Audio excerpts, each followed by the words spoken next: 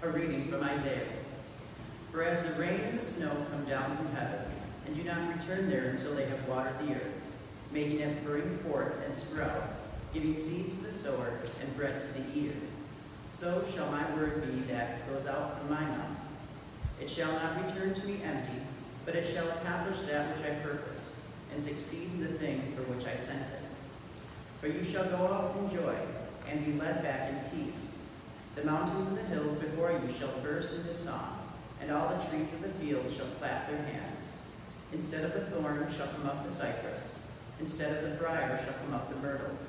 And it shall be to the Lord for a memorial, for an everlasting sign that shall not be cut off. The word of the Lord. A reading from Romans. There is therefore now no condemnation for those who are in Christ Jesus. For the law of the Spirit of life in Christ Jesus has set you free from the law of sin and of death.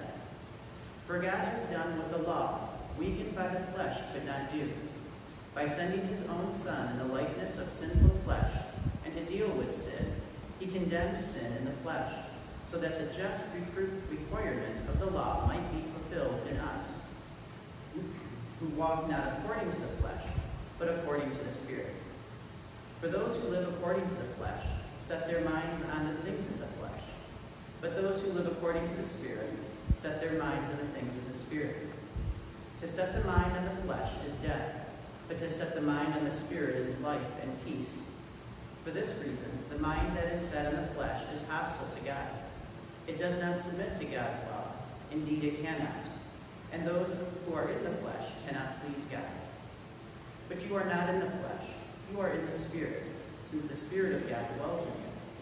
Anyone who does not have the Spirit of Christ does not belong to him.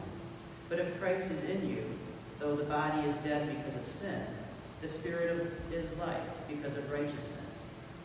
If the Spirit of him who raised Jesus from the dead dwells in you, he who raised Christ from the dead will give life to your mortal bodies also through his Spirit that dwells in you.